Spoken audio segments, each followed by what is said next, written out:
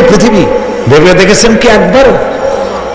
একবারও কি ভেবে দেখেছেন এই পৃথিবী কত নিষ্ঠুর? এই সন্তান সন্ততি সব একটি মোহ, একটি মায়া, একটি মহব্বত, একটি প্রতারণা। যে বউয়ের জন্য হারাম ইনকাম করেছেন, যে সন্তানদের জন্য হারাম ইনকাম করেছেন, জান দিলেন, রক্ত দিলেন, জীবন দিলেন, সারা রাত কষ্ট করেছেন, দৌড়দৌড়ি করেছেন, যখন মরে গেলেন যে বাচ্চাটা আপনি করে না নিলে কলিজা ঠান্ডা হয় না, সেই বাচ্চা বলবে, মাকে বলবে, মা বাপের লাশ যে রুমে আছে আমার সেখানে নিও না, আমার ভয় করে। ঠিক কিনা?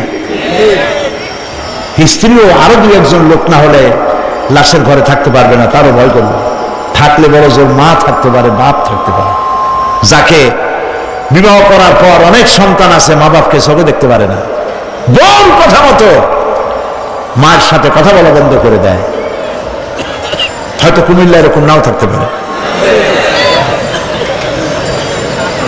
বউতে নালিশ করছে, মায়ের সাথে কথা কয় না, আবার বলে এই বুড়িটা মরে না কেন? নাউযুবিল্লাহ, নাউযুবিল্লাহ। বুড়িটারে মরার কথা বলতেছো তুমি? তোমার ছোট্টবেলায় যখন তোমার টাইফয়েড হয়েছিল, অসুখ করেছিল, গরিব বাবা, বাড়িতে ল্যাপ নাই, খাতা নাই, তোষক নাই, সেই জায়গায় মা তার কাপড় বিছায় দিয়া বুকের উপরে নিজের শরীরের উষ্ণতা দিয়া বাঁচায় রাখার চেষ্টা করেছে, নিজে না খেয়ে খাওয়াইছে, অসুখ সারে না। মা ওই মুমূর্ষু বাচ্চার সেরানে তার মাথার কাছে বসে তাহাজ্জুদের নামাজ পড়ে কোরআন শরীফ তেলাওয়াত করে, চোখ দিয়া পানি পড়ে আর বলতে তাকে, রব্বুল আলামিন আমার জীবনটারে দিয়া আমার কলিজার টুকরা সন্তানটারে বাঁচাইয়া দাও। যেই মা নিজের জীবন দিয়া সন্তান বাঁচাইতে চাইল, সেই সন্তান আজকে বউ পাইয়া মাকে ভুলে যায়, মায়ের সাথে খারাপ ব্যবহার করে। আল্লাহ রাব্বুল আলামিন বলেছেন, মা বাবার সঙ্গে খারাপ ব্যবহার করো না, ভালোবাসায় কথা বলো। ওয়াকুল লাহুমা কাওলান কারীমা, সম্মান সূচক কথা বলো। মা বাবার জন্য দোয়া করো আমার কাছে। কে বলতেছেন? আল্লাহ তাআলা বলছেন দোয়া করো আমার কাছে এই ভাষায়, রব্বিরহামহুমা কামা রাব্বায়ানি সাগীরা। পড়েন সবাই, রব্বিরহামহুমা কামা রাব্বায়ানি সাগীরা। আয় আমার রব, আমার মা বাপ যেমনি ছোটবেলায় আমাকে অত্যন্ত যত্ন করে লালন পালন করেছে, আল্লাহ তাআলা তুমি দয়া করে আমার মা বাপকে তোমার রহমতের করে লালন পালন করো। সুবহানাল্লাহ। প্রত্যেক নামাজের পর সকলে এই দোয়া পড়বেন, মনে থাকবে? মনে থাকবে? হযরত আলী বলেছেন, যেখানে ইলম চর্চা হয়, কোরআন আলোচনা হয়, হাদিস আলোচনা হয়, সেটা কোনো সাধারণ জায়গা না, সেটা জান্নাতের টুকরা হয়ে যায়। যেরকম সুবহানাল্লাহ। কাজে বেহেশত থেকে শয়তানের জন্য বাইর করিয়া না দেয়, সতর্ক থাকেন। শয়তান কি চায় যে আপনি সারাক্ষণ শোনেন? কি কোন চায়? চায় না। শয়তানের খপ্পরে পড়েন না, বসেন আর শোনেন। ইমানদার যখন বিপদে জর্জরিত হতে থাকে তখন সে ভেঙে পড়ে না, তখন অন্ধকারের বিপদের অন্ধকার বিদীর্ণ করে আলোর এক প্রভা তার চোখের সামনে উদ্ভাসিত হয়ে ওঠে। সেটা কি? সেটা হলো আল্লাহ রাব্বুল আলামিনের বাণী, ফাইন্না মাআল উসরি ইউসরান, ইন্না মাআল উসরি ইউসরা। আল্লাহ পাক বলেন, জেনে রাখো, দুঃখ এবং কষ্টের সাথে রয়েছে সুযোগ আর সুবিধা, আর অসচ্ছলতার সাথে রয়েছে উদার সচ্ছলতা। যেরকম সুবহানাল্লাহ। কাজে ভয় পাওয়ার কারণ নাই, হতাশ হওয়ার কারণ নাই, মন আশায় বুক বেঁধে রাখো। গুনাহ করেছো, হতাশ হয়ো না। যুবকদের গুনাহ করা স্বাভাবিক।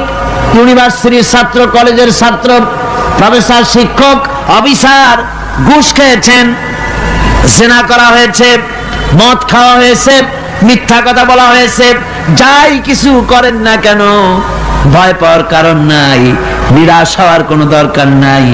আল্লাহ পাক ডেকে বলেছেন, কুল ইয়া ইবাদিয়াল্লাযীনা আসরাফু আলা আনফুসিহিম লা তাকনাতু মির রাহমাতিল্লাহ। আরে আমার আল্লাহর মতো এত ভালো আর কেউ আছে? এত দরদ আর কারো আছে? আমার আল্লাহ বলেন, ও নবী আপনি শুনায় দেন,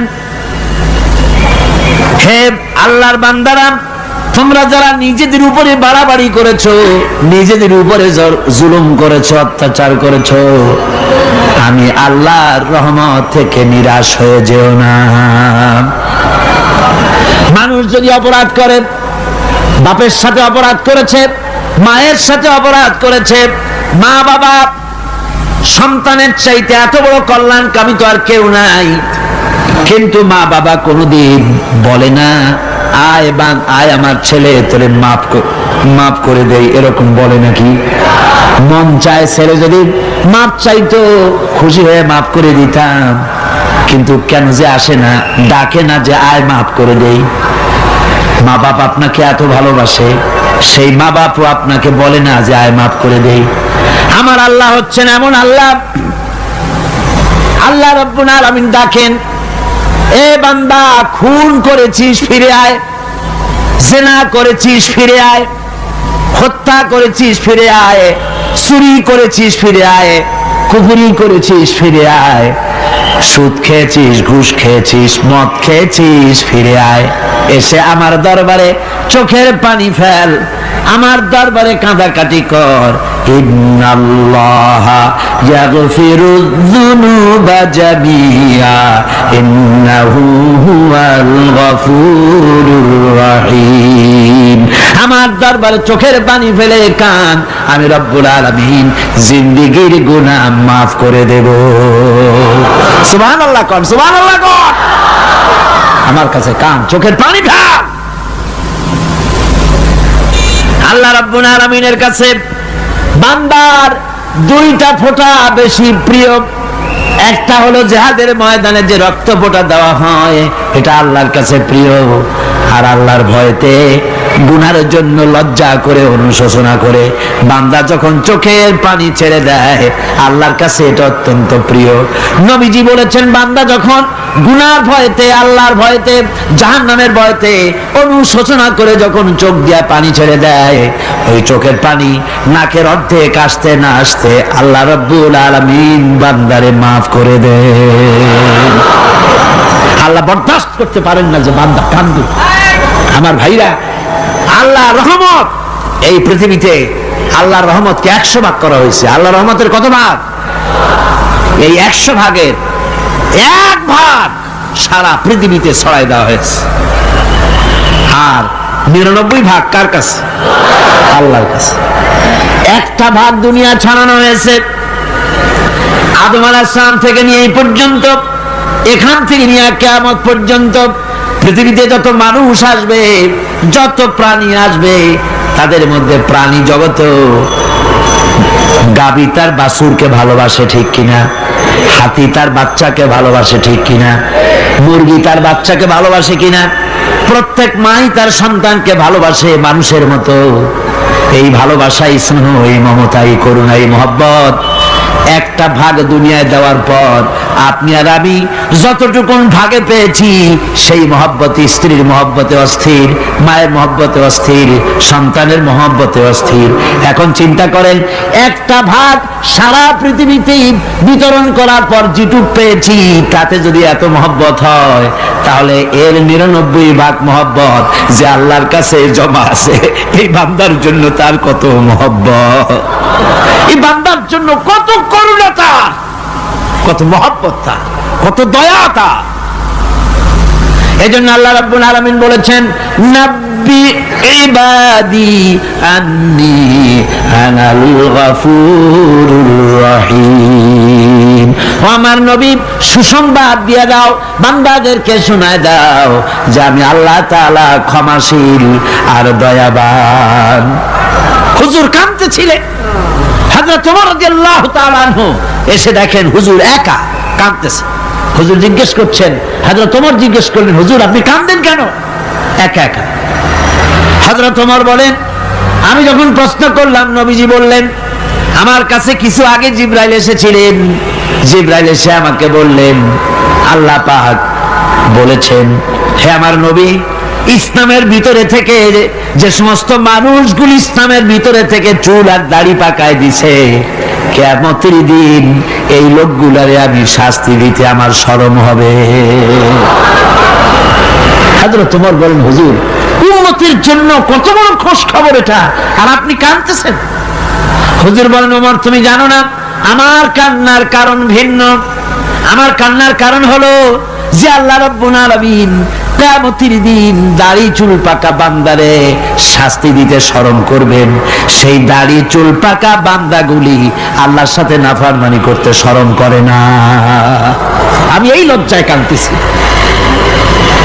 ভাইরা, হুজুর আল্লাহ পাক বলেন, ও আমার নবী, রাতের আধারে যখন একটা বুড়া আমার দরবারে হাত উঁচু করে, একটা বুড়া মানুষ রাতের আধারে যখন আমার দরবারে হাত উঁচু করে আর যখন বলতে থাকে, রব্বুল আলামিন আমার পেছনের জীবনটা বড় খারাপ করেছি, এমন কোন কাজ জীবনে করি নাই যা তোমার কাছে কিছু দাবি করতে পারি, সব রকমের নাফরমানি করেছি, আজ আমি বুড়া হয়ে গেছি, কামাই করতে পারি না, ছেলে আমাকে চোখে দেখতে পারে না, পুত্রবধূ আমাকে ঘরে জায়গা দেয় না, আমার স্ত্রী আমাকে দেখতে পারে না, রোজগার করতে পারি না, হাঁটতে পারি না, চলতে পারি না, সবার কাছে আমি তিতা হয়ে গেছি, আমি দাঁড়াতে পারি না, কোমরে ব্যথা পাই, হাঁটুতে ব্যথা পাই, চলতে পারি না, কানে শুনতে পাই না, চোখে দেখতে পারি না, আর তোমার কাছে কিছু চাইয়া নেব এমন ভালো কাজও করি নাই।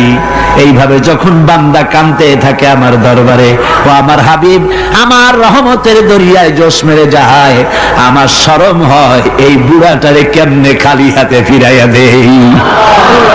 সুবহানাল্লাহ, সুবহানাল্লাহ। আমার আল্লাহর এত দয়া, আমার আল্লাহর এত মায়া, এত মহব্বত। আমার আল্লাহ রাব্বুল আলামিন বলেন, وَإِذَا سَأَلَكَ عِبَادِي عَنِّي فَإِنِّي قَرِيبٌ। আমার হাবিব, আমার বান্দা আমার ব্যাপারে প্রশ্ন করে, আমি বান্দার একদম নিকটে। কোরআন শরীফের ভিতরে যত জায়গায় রাসূলকে বলা হয়েছে সুয়ালের কথা, আপনাকে প্রশ্ন করা হয়, আল্লাহ তার জবাব কুল এই কথা বলে জবাব দিয়েছেন। যত জায়গায় সুয়াল এসেছে, যেমন কোরআনে কারীমের মধ্যে আল্লাহ পাক বলেন, ওয়ায়াসআলুনাকা আনিল মাহিদ, মেয়েদের হায়েজ সম্পর্কে জিজ্ঞাসা করা হয়, কুল হিয়া আযা, হে নবী আপনি বলুন। এভাবে করে কুল দিয়ে জবাব দেওয়া হচ্ছে। আবার প্রশ্ন করা হচ্ছে, ওয়ায়াসআলুনাকা আনিল আনফাল, এই গনিমতের মাল সম্পর্কে হুজুর আপনাকে, হে নবী আপনাকে প্রশ্ন করা হয়। আল্লাহ কুল দিয়া জবাব দিলেন, আল্লাহ বলেন আপনি বলেন। ওয়ায়াসআলুনাকা আনিল খামরি ওয়াল মাইসির, আল্লাহ পাক বলেন নবী আপনারে প্রশ্ন করা হয়, কুল ফীহিমা ইসমুন কাবীর, আল্লাহ কুল দিয়া বললেন তুমি বলো। আবার বলা হলো, ওয়ায়াসআলুনাকা আনিল আহিল্লা কুল হিয়া মাওয়াকিতু লিন্নাস, নবী আপনাকে প্রশ্ন করা হয় চাঁদের ক্রমবর্ধমান এবং ক্রমহ্রাস, এই যে বাড়ে আর কমে, পূর্ণিমা হয় অমাবস্যা হয়, কেন হয় আপনি বলুন। কুল, আপনি বলেন এটা আমি অর্থ এবং সময়, বছর আর দিন গণনা করার জন্য পৃথিবীবাসীদের জন্য বিনা পয়সায় একটা ক্যালেন্ডার বানাইয়া আকাশে ঝুলাই রেখেছি। এভাবে যত জায়গায় এসেছে আপনাকে প্রশ্ন করা হয়, তত জায়গায় আল্লাহ জবাব দিয়েছেন কুল আপনি বলেন। গোটা কোরআন শরীফের ভিতরে এই একটি মাত্র জায়গা যেখানে বলা হয়েছে আপনাকে প্রশ্ন করা হয়, আল্লাহ এখানে বলতে পারতেন কুল আপনি বলেন, আল্লাহ তোমাদের নিকটবর্তী, এভাবে জবাব হয় না। এটা কায়দাটা হলো এই, আল্লাহ বলতেছেন ওয়াইজা সালাকা ইবাদি, আমার নবী, প্রশ্ন তো আমার বান্দারা আমার ব্যাপারে করেছে, এবার আপনার জবাবের কোনো দরকার নাই। প্রশ্ন আমার ব্যাপারে, আমি নিজে জবাব দিয়ে দেই। ফাইন্নী কারীব। ও বান্দা, আমার ব্যাপারে প্রশ্ন করেছিস, জবাব আমি দেই। আমি তোর সবচাইতে বেশি নিকটে। সুবহানাল্লাহ। কত নিকটে? وَنَحْنُ أَقْرَبُ إِلَيْهِ مِنْ حَبْلِ الْوَرِيدِ। তোর যে রগ, এই শাহরগের চাইতেও আমি তোর বেশি কাছে। সুবহানাল্লাহ। আমারে ডাক, আমারে ডাক, কলিজা দিয়া ডাক, অন্তর দিয়ে ডাক। মনের থেকে মানুষ যদি ডাকে, মুখের ডাক আর মনের ডাক এক জিনিস নয়। दिल से जो बात निकलती है असर रखती है पर नहीं मगर ताकते परवाज रखती है। दिल থেকে যে কথা বেরোয় তা প্রভাব বিস্তার করে, ডানা নাই কিন্তু ওড়ার ক্ষমতা রাখে। মনের কথাই ভিন্ন। মন থেকে, দিল থেকে, কলিজা থেকে, অন্তরের গভীর কন্দর থেকে মুহাব্বতের সাথে কেউ যদি একবার বলে আল্লাহ, বলেন আল্লাহ, আল্লাহ, আল্লাহ। আল্লাহ রাব্বুল আলামিন বলেন, অন্তরের অন্তঃস্থল থেকে একটি বার যদি বান্দা বলেন আল্লাহ, আল্লাহ বলেন 70 বার সাড়া দিয়া জিজ্ঞেস করি, বান্দা কি চাও, আমি তোমার কাছে আছি। সুবহানাল্লাহ। আমি তোর একদম কাছে, কি চাস বল, বল আমার কাছে। এমন দয়াবান, এমন মেহেরবান, এমন আল্লাহ আমাদের। সে আল্লাহ রাব্বুল আলামিন, তিনি বলছেন وقال ربكم ادعوني استجب لكم। তোমাদের রব বলেছেন আমারে ডাকো, আমি আল্লাহ ডাকের সাড়া দিয়া দেব। সুবহানাল্লাহ। কারে ডাকতে হবে? কারে ডাকতে হবে? এই বিশাল জনসমুদ্র একযোগে চিল্লা কোন কারে ডাকতে হবে? কোন পীর সাহেবকে নয়, আল্লাহর কসম কোন খাজা বাবাকে নয়। ডাকতে হবে কারে? চিল্লা এখন কারে? ওয়াকালা রাব্বুকুম উদউনি। তোমার রব তোমাকে বলতেছে আমারে ডাকো, আস্তাজিব লাকুম, আমারে ডাকবে আমি সাড়া দিয়ে দেব। সুবহানাল্লাহ। আল্লাহকে ডাকেন। কি চাই আপনার বলেন, কি চাই? আল্লাহর কাছে চান, আল্লাহ দিয়ে দিবেন। যাওয়ার জায়গা আল্লাহর কাছে চাইবেন, আল্লাহ দিবেন। দেওয়ার জায়গা, চাওয়ার জায়গা হলো সেজদায় পড়ে যাবেন। আমার ভাইয়েরা, জায়গাটা চিনাই দিলাম। মাজারে যাওয়া লাগবে না, কবরে যাওয়া লাগবে না। 2 রাকাত নামাজ পড়ে সেজদায় পড়ে গিয়া যত বিপদ আছে, মুসিবত আছে, সেজদার মধ্যে চোখের পানি ছেড়ে দেন আর কেন্দে কেন্দে জীবনের কথা বলেন। আল্লাহ রাব্বুল আলামিন আপনার আওয়াজ শুনবেন আর দোয়া কবুল করে নেবেন। কাঁদতে হবে আল্লাহর কাছে। কার কাছে? আল্লাহর কাছে।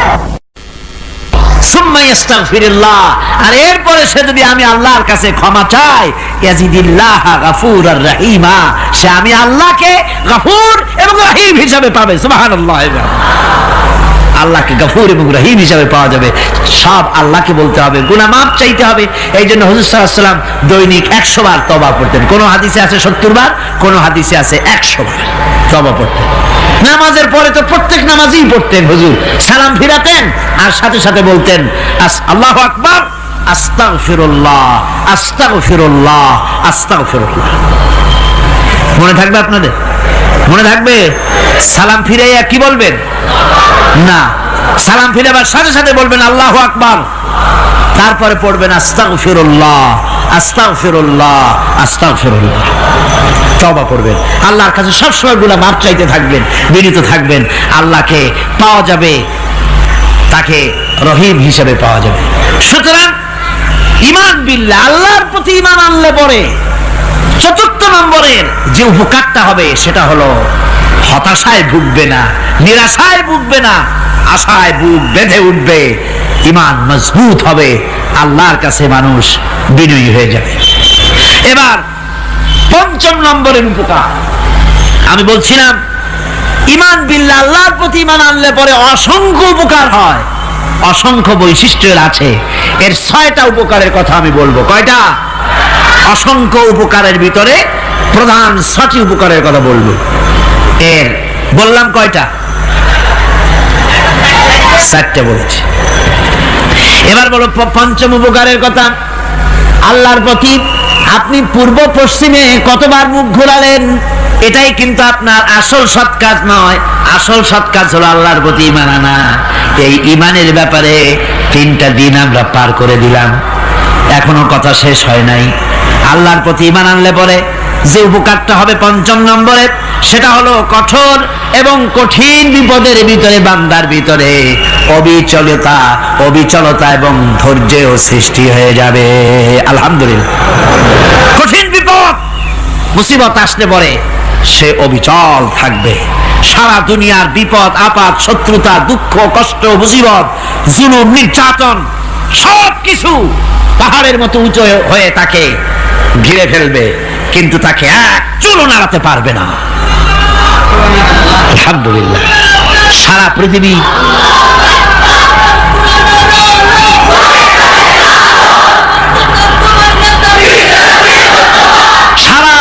একদিকে আর সে একা একদিকে থাকবে।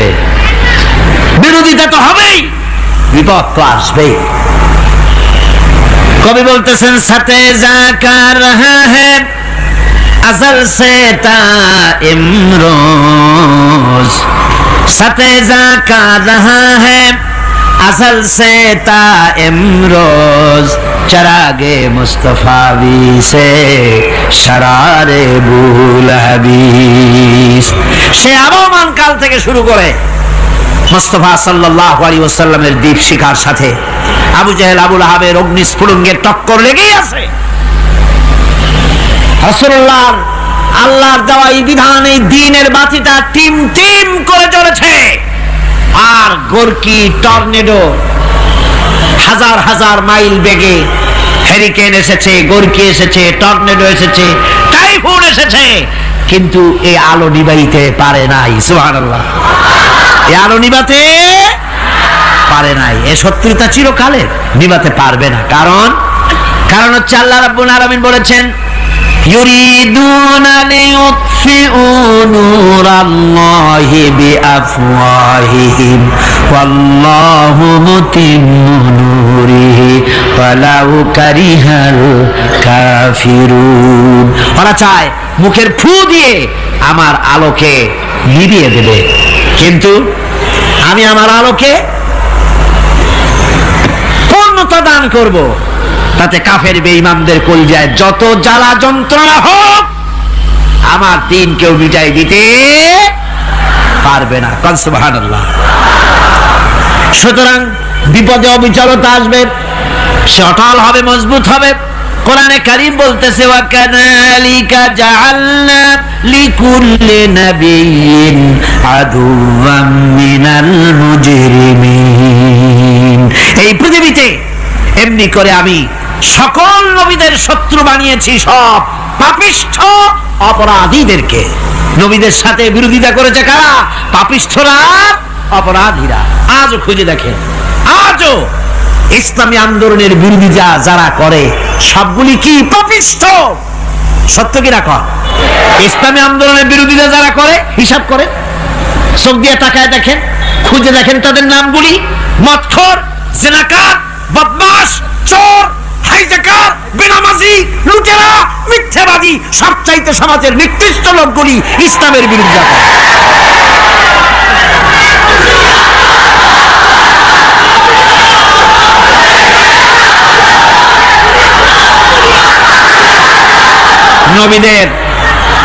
নবীদের শত্রু আল্লাহ বলেন, সব যুগে নবীদের সাথে শত্রুতা করেছে পাপিষ্ঠরা।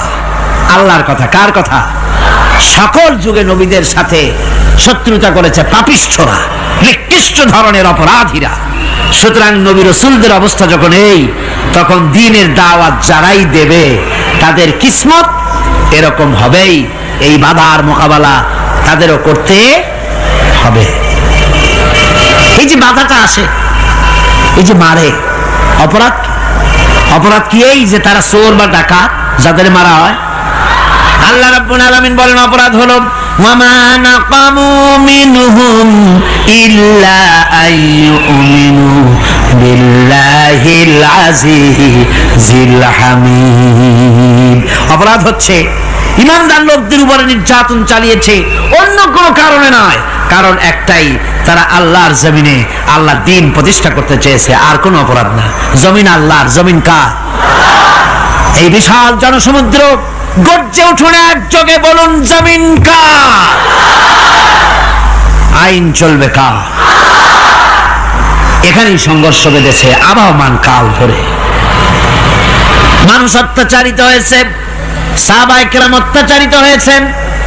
বুখারী শরীফের হাদিসে এসেছে রাসূল করিম সাল্লাল্লাহু আলাইহি ওয়াসাল্লামের কাছে হযরতে খাব্বাব গিয়ে উপস্থিত হয়েছিলেন। হযরতে খাব্বাব বলেন, হাদিসটা এভাবে লেখা হয়েছে বুখারীতে, ওয়ান খাব্বাব বিন আরিদ রাদিয়াল্লাহু তাআলা আনহু قال شكونا إلى رسول الله صلى الله عليه وسلم وهو متوسد بردة له في ظل الكعبة।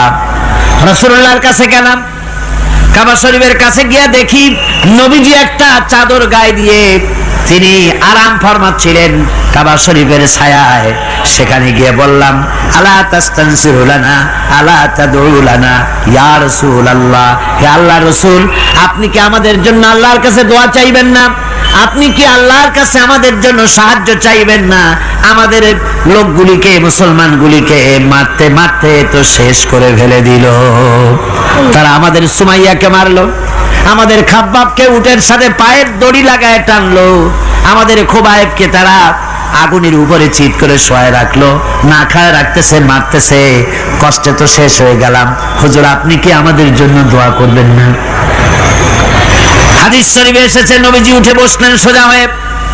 নবীজি বলেন, ও আমার সাহাবী, ও খাব্বাব শোনো, তোমাদের আগে এই পৃথিবীতে যারা দ্বীনের দাওয়াত দিতে এসেছিলেন তাদেরকে সমকালীন রাষ্ট্র শক্তি, সমাজ শক্তি তাদেরকে ধরতো। ফায়ুখাজুর রাজুলো, তাদেরকে তারা ধরতো। ফায়ুফারু লাহু ফিল আরদ, আর তার জন্য জমিনের ভিতরে কবর বানাইতো। ওই কবর ফায়ুজালু ফিহা, ওই কবরের ভিতরে তাকে কোমর পর্যন্ত গেড়ে দিত। সুম্মা ইউতা বিল মানশার, এরপরে করাত আনতো। ফায়ুদাউ আলা রাসিহি, এরপরে ওই করাত তার মাথার উপরে রাখতো। ফায়ুজালু নিসফাইন, এরপরে করাত দিয়া চিরে জীবিত মানুষটারে দ্বিখণ্ডিত করে ফেলে দিত।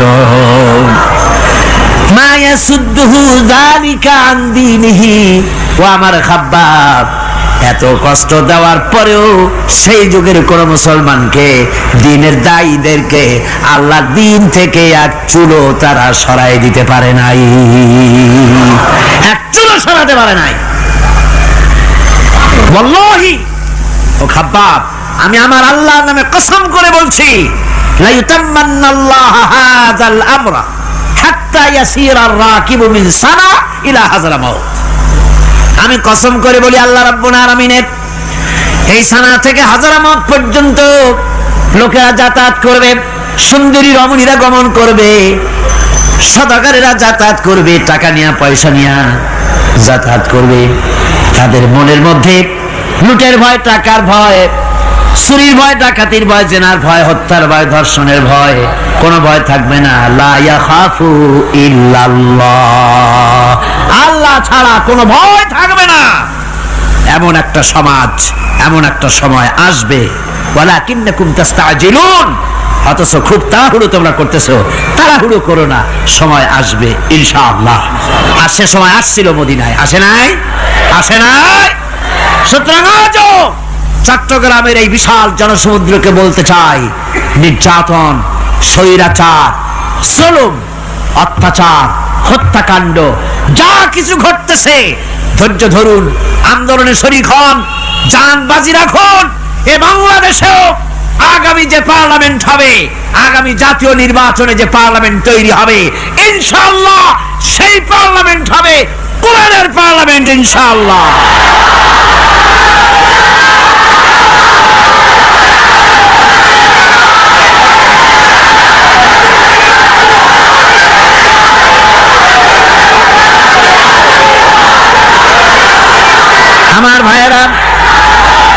আমার বন্ধুগণ, কঠিন বিপদে অবিচলতা এবং ধৈর্যের দৃষ্টান্ত রেখে গেছেন আম্বিয়া আলাইহিমুস সালাম। সুবহানাল্লাহ।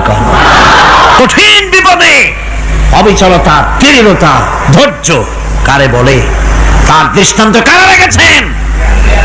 আম্বিয়া আলাইহিমুস সালাম। ওনারাই আমাদের আদর্শ, নবীরাই আদর্শ। সাহাবায়ে কেরাম রিদওয়ানুল্লাহ তাআলা আলাইহিম আজমাইন আমাদের আদর্শ। ভাইরা আমার, মুসা আলাইহিস সালামকে ফেরাউন যখন ঘিরে ফেলে দিল, কোরআনে সব কথা গল্প গুজবার ইতিহাসের জন্য লেখা হয় নাই। কোরআনের মধ্যে যা লেখা হয়েছে সব বান্দাদের উপদেশের জন্য, যাতে করে লোকেরা চিরটা কাল এর থেকে উপদেশ নিয়ে নিজেদের তৈরি করতে পারে। জোরে বলেন সুবহানাল্লাহ। মুসা আলাইহিস সালামের কথা আল্লাহ বলেন, ফেরাউন তাকে ঘিরে ফেলে দিল, পালাবার রাস্তা নাই। ফালাম্মা তারা আল জামআন ক্বালা আসহাবু মূসা ইন্না লামুদরাকুন। মুসা আলাইহিস সালামের উম্মতরা বললেন, হে মুসা, পাকড়াও হয়ে গেছি, পালাবার রাস্তা নাই। তিন দিক থেকে আমাদেরকে ঘেরাও করেছে ফেরাউনের শক্তি। সামনে কি? দরিয়া, আর তিন দিকে কি? ঘেরাও আন্দোলন। হযরতে মুসা আলাইহিস সালামের কাছে উম্মতরা বললেন, পালাবার তো কোনো পথ নাই, এখন উপায়টা কি? আমাদের তো আর উপায় নাই। মুসা আলাইহিস সালাম দেখেন বিপদে পড়ে গেছেন, কিন্তু ধৈর্য হারান নাই, ভয় পান নাই। ভয় পাইছিলেন? ভয় পেয়েছেন? প্রশ্নই ওঠে না। মুসা আলাইহিস সালাম, আল্লাহ পাক যাদেরকে বলেছেন উলুল আযম, রাসূল যাদের বলেছেন তার মধ্যে হযরত মুসা একজন উলুল আযম পয়গম্বর। চারটিখানি কথা না, আল্লাহ কথা বলছেন তার সাথে, কালিমুল্লাহ তিনি। সুবহানাল্লাহ। মুসা আলাইহিস সালাম শোনালেন, কাল্লা ইন্না মাইয়া রাব্বি সায়াহদিন। কখনো নয়, আমার উম্মতেরা ভয় পেও না, আমার রব অবশ্যই আমাকে পথ দেখাবেন। সুবহানাল্লাহ। তিন দিক থেকে শত্রু, একদিকে দরিয়া, পালাবার কোন রাস্তা নাই। সেখানে দৃঢ়তার সাথে তিনি বলছেন, অবশ্যই আমার আল্লাহ আমারে পথ দেখাবে। সুবহানাল্লাহ। নবীরা এই দৃঢ়তা দেখিয়েছেন, অবিচলতা দেখাইছেন। আল্লাহ পাক মুসা আলাইহিস সালাম যখন এই দৃঢ়তা দেখালেন, এই অবিচলতা দেখালেন, সঙ্গে সঙ্গে জিবরাইল এসে হাজির হয়ে গেলেন। আল্লাহ পাক বলেন, ফাআওহাইনা ইলা মূসা আন আদরিব বিআসাকাল বাহরা ফানফালাকা ফাকানা কুল্লু ফিরকিন কাত্তাউদিল আযীম। মুসা আলাইহিস সালামকে আমি ওহী নাযিল করলাম, তাকে বললাম হাতে যে লাঠি আছে, এই লাঠি দিয়ে আঘাত করো দরিয়ার উপরে। দরিয়ার উপরে আঘাত করলেন, একটা রাস্তা হয় নাই, 12টা রাস্তা তৈরি হয়ে গেল। আর দেওয়ালগুলা পাহাড়ের মতো উঁচা হয়ে গেল। দরিয়ার ভিতরে পাহাড়ের মতো উঁচা, মজবুত 12টা রাস্তা। এবার মুসা আলাইহিস সালাম তার দলবল নিয়ে চললেন। আল্লাহ রাব্বুল আলামিন বলেন, ওয়া আনজাইনা মূসা ওয়া মান মাআহু আজমাইন। মুসা এবং তার সাথী সঙ্গীদেরকে আমি পার করে দিলাম। মুসা আলাইহিস সালাম তার সাথী সঙ্গী নিয়ে যখন দরিয়ার মাঝখানে আসছে, ফেরাউন তার দলবল নিয়ে এসে গেছে। আসে দেখে নদীর মধ্যে রাস্তা। বাবা, উচ্চ কায়দা। ও মনে করছে ওর বাজানের তৈরি করা ডিস্ট্রিক্ট বোর্ডের রাস্তা। ওর লোকজন নিয়ে নেমে গেছে দরিয়ার ভিতরে। ও আসছে মাঝখানে, মুসা আলাইহিস সালাম চলে গেছেন ওপার, দরিয়া পার। মাঝখানে যখন এসে গেল, আল্লাহ রাব্বুল আলামিন পানিকে অর্ডার করলেন কুন। আল্লাহর তো বটন টেপা লাগে না, মুখ দিয়া কোনো হুকুম করা লাগে না, শুধু বলেন কুন। যে ব্যাপারে কুন বলেন ফায়াকুন, সাথে সাথে হয়ে যায়। আল্লাহ বললেন কুন, আর অমনি রাস্তা বন্ধ হয়ে গেল। এবার তুফান শুরু হয়েছে নদীতে, ঢেউয়ের উপরে ঢেউ, মৌজুন কাল জিবাল, পাহাড়ের মতো উঁচু হয়ে হয়ে ঢেউ আসতেছে। দলবল ঘোড়া আর অস্ত্রপাতি যা ছিল সব মরে শেষ। এবার ফেরাউন একা উপরে ওঠে আর নিচে নামে, পানি খেতে খেতে পেটের কাম সারা। জনমের খাওয়া খাইছে পানি। এখন জান যায়, বাঁচবার আর উপায় নাই, বাঁচবার আর উপায় নাই। ফেরাউন তার নিজের জীবন সম্পর্কে হতাশ হয়ে গেল।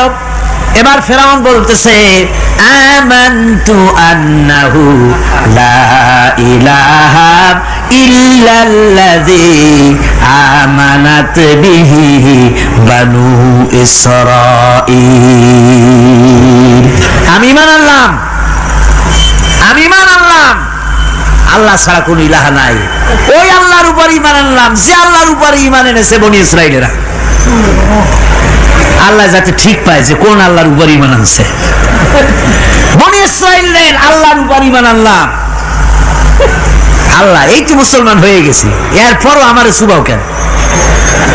আল্লাহ রাব্বুল আলামিন জবাবে বলেন, আল আন, এখন ওয়াকাদ আসাইতা ক্বাবলু ওয়া কুনতা মিনাল মুফসিদিন। এখনই মানার কথা বলছো, অথচ যুগের পর যুগ, বছরের পর বছর ধরে আমার মানুষের উপরে মন গড়া আইন চালাইছো, আমার পয়গম্বরের সাথে বেয়াদবি করেছো। আজ তোমাকে আমি ছাড়ছি না, তোমাকে আজকে ছেড়ে দেব না। আমি তোমাকে মারব, আর সমস্ত প্রাণীগুলিকে, স্থলচর প্রাণীগুলিকে আল্লাহ পাক অর্ডার দিয়া দিলেন, এই ফেরাউনের লাশকে ডুবাবি না, পচাবি না, খাবি না। আলিয়াউমা নুনাজ্জিকা বিবাদানিক, আমি তোমার শরীরে বাঁচায় দেব। পোকে খাবে না, পানিতে পচবে না, মাছে খাবে না, কুমিরে খাবে না, দুনিয়ার কোনো পশুতে খাবে না। আমি তোরে শুটকি বানাইয়া রাখবো, যাতে করে দুনিয়ার সমস্ত ফেরাউন যত যুগে যুগে আসে তোরে দেখে যেন হেদায়েত নিতে পারে। ফেরাউনকে আল্লাহ শুটকি বানায় রাখছে। আমি ফেরাউনদের লাশ দেখেছি ব্রিটিশ মিউজিয়ামে। ফেরাউন তো একটা না, অনেকগুলা। আসলটারে অবশ্য দেখিনি। ব্রিটিশ মিউজিয়ামে ওই ফেরাউনগুলার লাশ যখন অসুবিধা হয়, মমিগুলি, তখন ইংল্যান্ডে নিয়ে যায় চিকিৎসা করাবার জন্য। চোখ টোক আছে গর্তের ভিতরে, তারপরে চামড়া টামড়া হাড়ের সাথে মিশানো, ওইভাবে চেহারা দেখলে মনে হয় যে সত্যি ফেরাউন এগুলা। আর ব্রিটিশের কাম মিশর থেকে না আনছে এমন কোন জিনিস নাই। আমি সেখানে এক বক্তৃতা বলছিলাম, আপনারা এদের এখন সভ্য, এদের এখন ভদ্র, এরা হলো ইন্টারন্যাশনাল চোর। ওরা সারা দুনিয়া চুরি করেছে। লন্ডনে বক্তৃতা করেছি, সারাটা দুনিয়া চুরি করছে, আমাদের দেশকে শোষণ করেছে।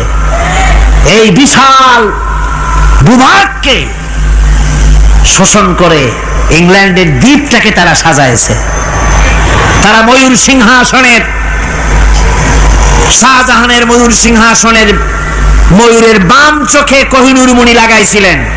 শাহজাহান ময়ূরের ডান চোখে কোহিনূর মণি লাগায় নাই। কোহিনূর মণির অনেক দাম, আমি দেখে এসেছি মণি। এখন সেটা কুইন এলিজাবেথের মুকুটে শোভা পাচ্ছে। সেই মণি এমনি বলে প্রবাদে, 7 রাজার ধন এক মাণিক্য, বলেন এরকম, অনেক দাম। শাহজাহান দেখালেন, আমি মুসলমান, আমার কাছে এটার দাম নাই, এই জন্য ময়ূরের ডান চোখে লাগালাম না, বাম চোখে লাগাই দিলাম। এইটারে চুরি করছে। তারপরে মিশর থেকে, মিশরের মমি চুরি করেছে, জুতা চুরি করছে, ছাতি চুরি করছে, পিসা চুরি করেছে। আমি বললাম, এগুলা কি ভদ্রলোক নাকি? এরা জুতা চোর, পিসা চোর, লাঠি চোর, সব চুরি করেছে। যাই দেখেন ব্রিটিশ মিউজিয়ামের মধ্যে সব দুনিয়ার চুরি করা জিনিস নিয়ে তারা মানুষকে দেখাইয়া পয়সা অর্জন করছে। টিপু সুলতানের তরবারিটা পর্যন্ত চুরি করেছে। আজ পর্যন্ত ব্রিটিশ মিউজিয়ামে টিপু সুলতানের তরবারিটা আছে, আমি তরবারিটা দেখে এসেছি। আমার বন্ধুগণ, বলতেছিলাম যে পৃথিবীতে আল্লাহ রাব্বুল আলামিন নবীরা তাদের চরিত্র দিয়ে বিপদের মোকাবেলা করে, দুনিয়ার সামনে কঠিন বিপদের মোকাবেলা করে অবিচলতা, দৃঢ়তা দেখায় গেছেন যে কেমন করে এই পৃথিবীতে বিপদের সামনে মোকাবেলা করতে হয়। ধৈর্য ধরতে হবে। বিপদ আসবে পাহাড় সমান হয়ে, আপনাকে ধৈর্য ধারণ করতে হবে সেভাবে বুক বেঁধে। যেহেতু এটা যদি বিশ্বাস হয় যে আমার কিসমতে যা আছে তার থেকে বেশি কিছু হবে না, তাহলেই আপনার ধৈর্য আসবে, ভয় পাবেন না। কথা ঠিক কিনা কন? এবারে হযরত হুদ আলাইহিস সালাম সম্পর্কে আল্লাহ রাব্বুল আলামিন বলেন, হযরতে হুদকে যখন ষড়যন্ত্র হলো কাফির বেঈমানেরা তাকে মেরে ফেলার জন্য যখন সরকারি ষড়যন্ত্রে লিপ্ত হয়ে গেল, হযরতে হুদ সমাজের এই চ্যালেঞ্জের মোকাবেলা করলেন। হযরত হুদ বলেন, ফাকিদুনি জামিআন সুম্মা লা তুনজিরুন ইন্নী তাওয়াক্কালতু আলাল্লাহি রাব্বি ওয়া রাব্বিকুম। তোমরা তোমাদের ষড়যন্ত্র আমার বিরুদ্ধে যত পারো আমার বিরুদ্ধে ষড়যন্ত্র চালাও, এতটুকু আমার অবকাশ দিও না। আমি এমন আল্লাহর উপরে ভরসা করেছি যার হাতের ভিতরে তোমাদেরও জান আর আমারও জান। যা পারো তাই করো।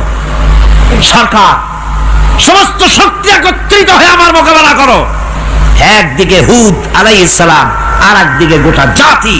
হযরত হুদ ভয় পায় নাই। সুবহানাল্লাহ কোন? ঈমান বিল্লাহ মানুষের কলিজাকে এভাবে শক্ত করে দেয়। কোন আলহামদুলিল্লাহ।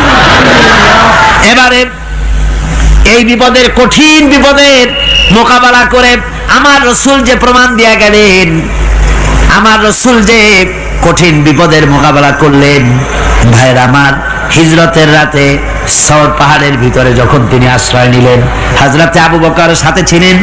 হযরতে আবু বকর রাদিয়াল্লাহু তাআলা আনহু বলেন, হুজুর আপনি দাঁড়ান, এটা তো পাহাড়িয়া গুহা, গুহার ভিতরে সাপ থাকতে পারে, বিচ্ছু থাকতে পারে, আমি আগে ঢুকি, বিপদ যদি হয় আমার উপর থেকে হয়ে যাক। গুহার ভিতরে নেমে গুহা সাফ করলেন। এরপরে হুজুরকে ডাকলেন, হুজুর তাশরীফ নিলেন গুহার ভিতরে। এরপরে হুজুর বললেন, আবু বকর পাহাড়ে হেঁটে হেঁটে 2-3টা পাহাড় পাড়ি দিয়া যাওয়া লাগে সোর পাহাড়ে। মদিনার সোজা রাস্তা হুজুর ধরেন নাই, মেসফালার পথ দিয়া জাবালে কেদোয়ার উপর দিয়া 3টা পাহাড় পাড়ি দিয়া তারপরে হুজুর গেলেন সোর পাহাড়ে। গুহার ভিতরে হুজুর তাশরীফ নিলেন। বললেন, আবু বকর তুমি বসো, তোমার উরুর উপরে মাথা রেখে আমি একটু আরাম করি। হযরতে আবু বকর বসলেন, হুজুর তার উরুর উপরে মাথা রেখে ঘুমায় গেলেন। আর এরপরে কাফির বেঈমানেরা তালাশ করতে করতে কাফেররা এসে গেল পায়ের চিহ্ন দেখে দেখে গর্তের কাছে। হযরত আবু বকর ভয়তে কেঁদে ফেললেন, আহারে আর তো উপায় নাই, এবার তো ধরা পড়ে গেছি, এবার নবীজিকে মেরে ফেলে দেবে। নবীর মহব্বতে, নিজের মহব্বতে নয়, নবীর মহব্বতে কাঁদতেছিলেন। হুজুর বলেন, হুজুরের ঘুম ভেঙে গেল। বলো আবু বকর কাঁদো কেন? ছেলের কথা, মেয়ের কথা, বিবির কথা, বাড়ির কথা মনে পড়লো নাকি?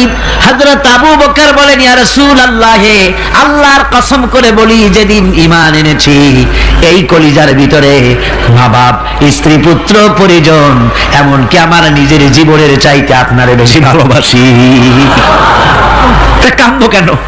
কাঁদো কেন? হযরত আবু বকর বলেন, হুজুর ধরা পড়ে গেছি, কাফেররা এসে গেছে গর্তের কাছে, তাকালি আমাদের দেখতে পাবে, আমরা তো মাইনরিটি, ওরা তো মেজরিটি, আমরা তো ধরে মারি ফেলাই দেবে, আপনাকে মেরে ফেলে দেবে, এই জন্য কাঁদি। আল্লাহ রাব্বুল আলামিন, হুজুর তখন কি দৃঢ়তা, কি অবিচলতা, কি ধৈর্যের পাহাড় সম মনোবৃত্তি তখন দেখালেন। আল্লাহ কোরআন শরীফে চিরকাল যাতে মানুষেরা হেদায়েত নিতে পারে সেজন্য হুজুরের কথা উঠায় দিলেন কোরআনে। আল্লাহ পাক বলেন, ইযহুমা ফিল গার ইয ইয়াকুলু লিসাহিবিহি লা তাহজান ইন্নাল্লাহা মা'ানা। ও বন্ধু, ভয় পেও না, আল্লাহ আমাদের সাথে আছেন। সুবহানাল্লাহ কোন? আল্লাহ আমাদের সাথে আছেন। আমরা মাইনরিটি নই, আমরাই মেজরিটি। আল্লাহ আছে আমার সাথে, ভয় পাওয়ার কোনো কারণ নাই। সুবহানাল্লাহ। আল্লাহ পাক বলেন, فأنزل الله سكينته عليه وأيده بجنود لم تروها। আমি এদের অন্তরের ভিতরে আমি শান্তি নাজিল করে দিলাম, প্রশান্তি দিয়া দিলাম, আর আমি সাহায্য করলাম, আর এমন সব সৈন্য পাঠায় দিলাম যে সৈন্যগুলি তোমরা দেখতে পাও নাই। সুবহানাল্লাহ ওয়া বিহামদিহি। ভাইরা আমার, রাসূল করিম সাল্লাল্লাহু আলাইহি সাল্লাম এই বিপদের মাঝে, চরম বিপদের মাঝে অবিচলতা, দৃঢ়তা, কঠিন আত্মনির্ভরতা দেখিয়েছেন। এগুলি হলো ঈমানের পঞ্চম নম্বরের উপকারিতা। আল্লাহর প্রতি ঈমান আনলে এভাবে পাহাড় সম ঈমান মজবুত হয়ে যায়। জেলের পরোয়া করি না, ফাঁসির পরোয়া করি না, শহীদ হওয়ার পরোয়া করি না, মেরে ফেলে দেবে, উড়ায় দেবে, হত্যা করবে, পরোয়া করি না। পরোয়া করি কেবলমাত্র কাকে? জোরে বলেন কারে? এইরকম মুসলমান হাজার হাজার লাখ লাখ দরকার নাই, 313 জন যথেষ্ট। কয়জন যথেষ্ট? 313 জন যথেষ্ট। বদরে যারা জান দিয়ে মাল দিয়ে দ্বীনকে প্রতিষ্ঠিত করেছিলেন, এরকম 313 দিনই যথেষ্ট ছিল। আল্লাহর দ্বীনকে কায়েম করার জন্য যদি রক্ত দেওয়া লাগে, তাহলে এই বিশাল জনসমুদ্রকে প্রশ্ন করি, ভয় পাবেন? রক্ত দিতে পারবেন? যদি জেলে যাওয়া লাগে যেতে পারবেন? যদি শহীদ হতে হয় তাও কি পারবেন? এই দৃঢ়তা, এই অবিচলতা, এই ঈমান, এই ধৈর্য শিক্ষা দেয়, এই উপকার করে ঈমান বিল্লাহ। আল্লাহর প্রতি ঈমান আনলে এভাবে পাহাড়ের মতো শক্ত হয়ে যায় কলিজা। কোন আলহামদুলিল্লাহ। আমার বন্ধুগণ, এবার আমি বলবো সর্বশেষ উপকারের কথাটা বলি, মোনাজাত ছেড়ে দেব। কয়টার কথা বলছিলাম? উপকার 6টা উপকারের কথা বলেছি। অনেকগুলি বৈশিষ্ট্য, অনেকগুলি উপকারের মধ্যে আল্লাহর প্রতি ঈমানের 6টা উপকারের কথা 5টা বলা হয়ে গেছে। এবার 6ষ্ঠ নম্বর এবং শেষ নম্বর, এটা হচ্ছে আল্লাহর প্রতি ঈমান আনলে পরে তার দ্বারা সবচাইতে বেশি ফায়দা পায় সমাজ এবং রাষ্ট্র। কোন আলহামদুলিল্লাহ, কোন আলহামদুলিল্লাহ। আল্লাহর প্রতি ঈমানের দ্বারা নৈতিক সংশোধন হয় এবং রাষ্ট্র আর সমাজ সবচাইতে বেশি উপকৃত হয়। কারণ হলো ঈমানদার ব্যক্তি আল্লাহর প্রতি যে ঈমান এনেছে, তার মনের মধ্যে ধারণা এটা হয়, আমার কোনো কাজ তো গোপন থাকে না। ইন্নাল্লাহা লা ইয়াখফা আলাইহি শাইউন ফিল আরদি ওয়ালা ফিস সামা। আল্লাহর কাছে গোপন বলতে কিছু নাই, আকাশেও নাই, জমিনেও নাই, কোনো কিছু গোপন নাই। সুতরাং আমি যা করি সব আল্লাহ দেখেন এবং শোনে। এমনকি মানুষ যে কল্পনা করে, সে কল্পনাও আল্লাহ টের পায় না, নাকি? টের পায় কিনা? ওয়াইন তুবদু মিন আনফুসিকুম আও তুখফুহু ইউহাসিবুকুম বিহিল্লাহ। মনের ভিতরে যে কল্পনা করো, আল্লাহ পাক বলেন এই কল্পনারও হিসাব আমি রব্বুল আলামিন তোমার কাছ থেকে নেব। ফায়ুআযযিবু মান ইয়াশাউ, যারে খুশি শাস্তি দেব, আর যারে খুশি আমি maaf করে দেব। জোরে বলেন সুবহানাল্লাহ। ফায়াগফিরু লিমান ইয়াশা ওয়া ইউআযযিবু মান ইয়াশা, যারে খুশি maaf করব, যারে খুশি শাস্তি দেব, কল্পনারও হিসাব নেব। এই কথা মুমিনের যদি জানা থাকে, তাহলে আর তার কোনো চিন্তা থাকে না, তার নৈতিক চরিত্র ভালো হয়ে যায়। কোন সুবহানাল্লাহ। মোনাজাতের কথা শুনে গতকাল বলছিলাম যে মোনাজাতের কথা শুনে যারা হাঁটে, আমি বুঝি না, আমার বুঝে আসে না যে এটা কেমন ধরনের নৈতিকতা। আপনি আপনার বিবেককে কি বুঝান? এই বিশাল জনসমুদ্র নিয়ে আল্লাহর কাছে হাত তুলবো, দোয়া করব, মোনাজাত করব, এই লোভ সম্বরণ করেন কি করে? আশ্চর্য কথা, আশ্চর্য কথা। আমার বন্ধুগণ, ঈমানদার লোক, আল্লাহর প্রতি ঈমান আসলে পরে সমাজ উপকৃত হয়, রাষ্ট্র উপকৃত হয়ে যায়। যেহেতু বান্দা জানে আমি দায়িত্বহীন কোনো কথা বলতে পারবো না, দায়িত্বহীন কোনো কাজ করতে পারবো না। আল্লাহ পাক বলেছেন মা ইয়ালফিযু মিন কাউলিন ইল্লা লাদাইহি রাকীবুন আতীদ। বান্দা এমন কোনো কথা বলে না যে কথা আমার ফেরেশতারা রেকর্ড করে না রাখে। কাজী মুমিন ব্যক্তি আল্লাহর ভয়তে দায়িত্বহীন কথা বলবে না। নির্বাচন আসতে পরে রাস্তা সোনা দিয়ে বান্দায় দেব, এই করব সেই করব, না খাইয়া কেউ মরবেন না। আসে না নির্বাচনের সময় সেরাগালি বদনারা মঞ্চে দাঁড়িয়ে কত বড় বক্তৃতা করে, ভাইয়ের আমার বোনের আমার, এবার আমার বোতল মার্কা বাক্স, আপনারা আমাকে ভোট দিয়ে দেশ এবং জাতির আরেকবার 12:30 বাজাইবার সুযোগ দিন। এবার ক্ষমতায় গেলে কেউ না খাইয়া মরবেন না, কিন্তু কি খাইয়া মরবে তাও বলে না।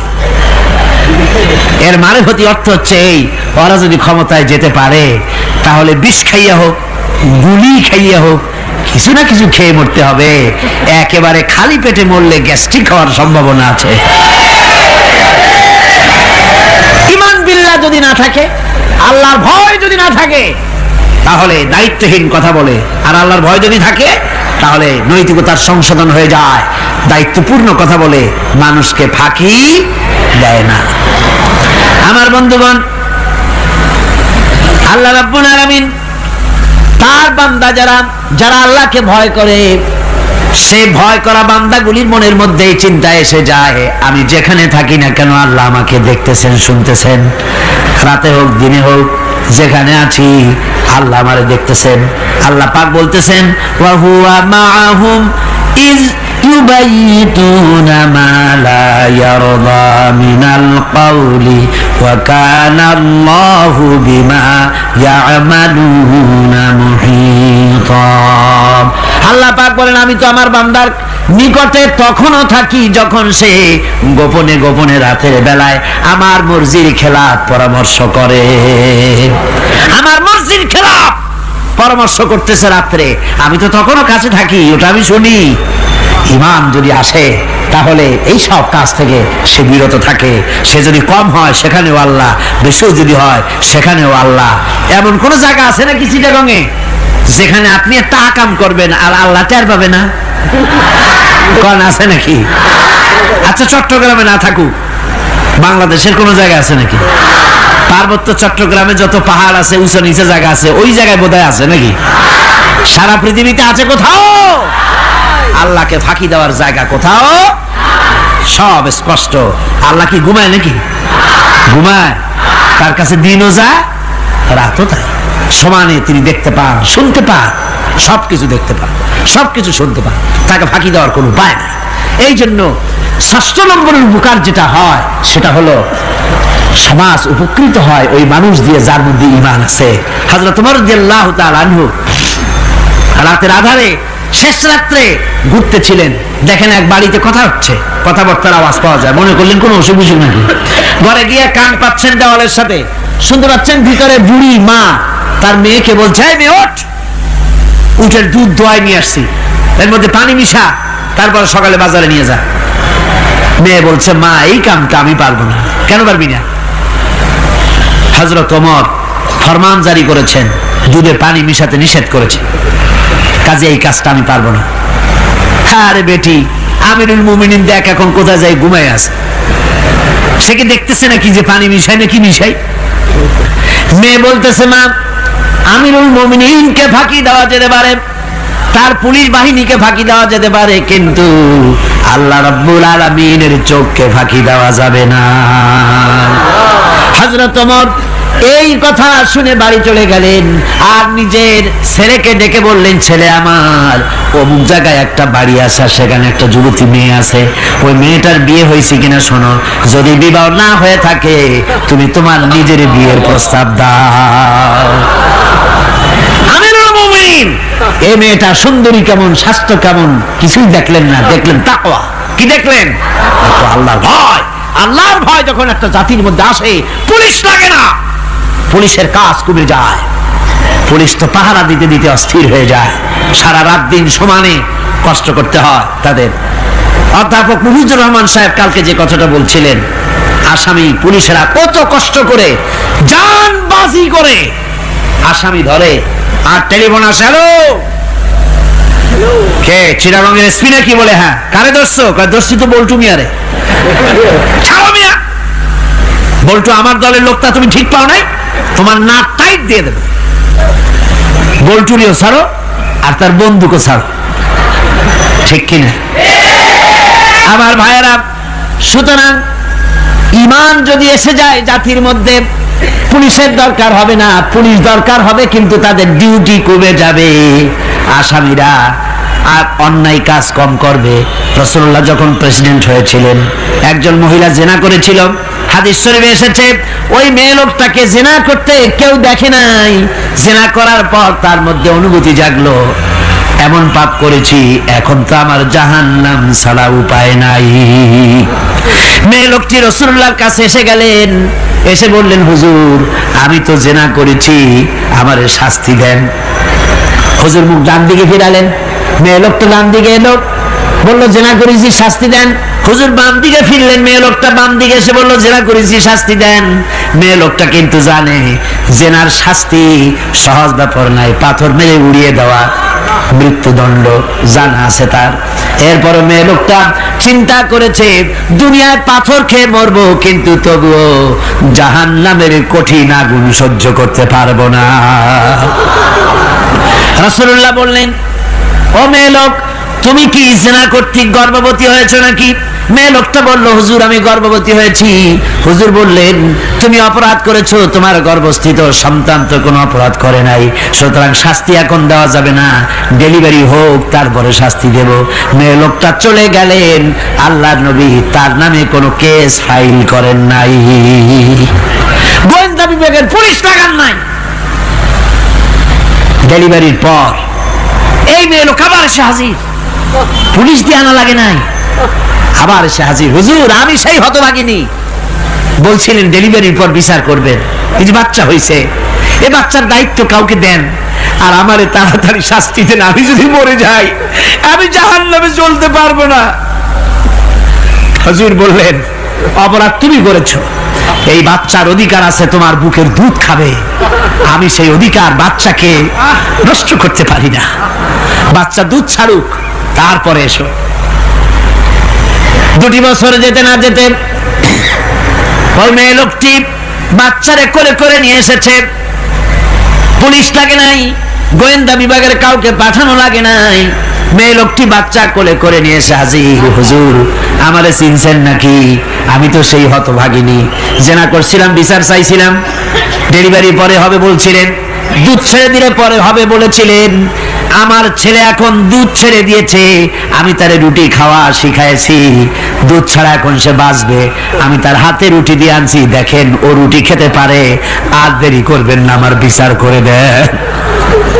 রাসূলুল্লাহ ছেলেটার দায়িত্ব কাউকে দিয়ে দিলেন, আর বললেন এই মহিলাটিকে নিয়ে যাও, বুক পর্যন্ত মাটির মধ্যে গেড়ে দিয়ে তারপরে রজম করো। মেয়ে লোকটিকে বুক পর্যন্ত গেড়ে দেওয়া হলো, চতুর্দিক থেকে পাথর মারা হচ্ছিল, পাথরে বেগে শরীরে রক্ত ছিটে এক সাহাবীর গায়ে লাগলো, সাহাবী তারে গালি দিয়েছিলেন, হুজুর শুনে বললেন, সাহাবী গালি দিও না, এই মেয়ে লোকের তওবা আল্লাহর কাছে এত কবুল হয়ে গেছে, যদি এই তওবাকে ভাগ করে দেওয়া হয় গোটা মদিনাবাসীর নাজাতের জন্য তা যথেষ্ট হয়ে যাবে। সুবহানাল্লাহ, পুলিশ লাগে নাই, এমন সমাজ কায়েম হয়, ঈমান বিল্লাহ, আল্লাহর প্রতি ঈমান যদি এসে যায়, জাতির যদি রক্তে রন্ধ্রে রগে রেশায় যদি ঈমান এসে যায়, তাহলে পুলিশ বিডিআর আর্মি আরামে ঘুমাবে, তাদের জন্য পরিশ্রম হবে না, কষ্ট হবে না, অপরাধ প্রবণতা কমে যাবে, মানুষের অশান্তি কমে যাবে, শান্তির বন্যা প্রবাহিত হয়ে যাবে। সুবহানাল্লাহি ওয়া বিহামদিহি। এই জন্য রাসূলুল্লাহ বলেছিলেন, খায়রুল কুরুনি কারনি, সর্বশ্রেষ্ঠ যুগ কার যুগ? জোরে বলেন না, সর্বশ্রেষ্ঠ যুগ কার যুগ? রাসূলুল্লাহর যুগ। জোরে কোন কার যুগ? রাসূলুল্লাহর যুগ। এই জন্য আমি আপনাদের খেদমত আরজ করতে চাই, ইসলাম এ ধরনের সীমারেখা ঠিক করে দিয়েছে, তিলকা হুদুদুল্লাহ ফালা তাতাদুহা, এ হলো আল্লাহর সীমারেখা, এই সীমারেখাকে ভঙ্গ করো না, লঙ্ঘন করো না, আল্লাহর উপরে ঈমান পরিপূর্ণরূপে আনো এবং এই ঈমানের উপরে ভিত্তি করে নিজেদের জীবনকে পরিচালিত করো। এই ঈমান যদি জাতির ভিতরে এসে যায়, তাহলে বৈষয়িক জীবনে, দুনিয়ার জীবনে সত্যিকারের যদি শান্তি পেতে চাই, আল্লাহর উপরে ঈমান আনতে হবে। ইহকাল পরকালে যদি নাজাত পেতে চাই, আল্লাহর উপরে ঈমান আনতে হবে। আর আমরা আমাদের চিন্তা ভাবনায়, ওঠায় বসায়, চলায় ফেরায়, সর্বত্র আল্লাহর উপরে পরিপূর্ণ মাত্রায় ঈমানটা যদি এসে যায়, তাহলেই শান্তি, তাহলেই মুক্তি। গোটা সমাজ শান্তি পাবে, আমরা দুনিয়ায় আরাম পাবো, কিয়ামতে জাহান্নাম থেকে মুক্তি পাবো। জোরে কোন আমিন। প্রিয় ভাই সব, হেদায়েত একটা ভিন্ন জিনিস। মুসলমানের ঘরে জন্মগ্রহণ করলেই মুসলমান হয় না, আবার কাফেরের ঘরে জন্মগ্রহণ করলেই কাফেরই থাকবে, তাও হয় না। দেখেন না, হযরতে ইব্রাহিম আলাইহিস সালামের পিতা ছিল মুশরিক, কাফের। কাফের মুশরিকের ঘরে, মূর্তি পূজারীর ঘরে আল্লাহ পাঠালেন ইব্রাহিম খলিলুল্লাহ আলাইহিস সালাতু ওয়াস সালামকে। সুবহানাল্লাহ। আবার নূহ আলাইহিস সালাম আল্লাহর পয়গম্বর, তার ছেলে হয়ে গেল কাফের। ঠিক না? এই জন্য হেদায়েত এটি আল্লাহর দান। হেদায়েতটা কার দান? এই জন্য আল্লাহ রাব্বুল আলামিন কোরআনে কারীমের মধ্যে আমাদেরকে শিখিয়ে দিয়েছেন, প্রতি রাকাতে আমরা যেন আল্লাহর কাছে হেদায়েত কামনা করি।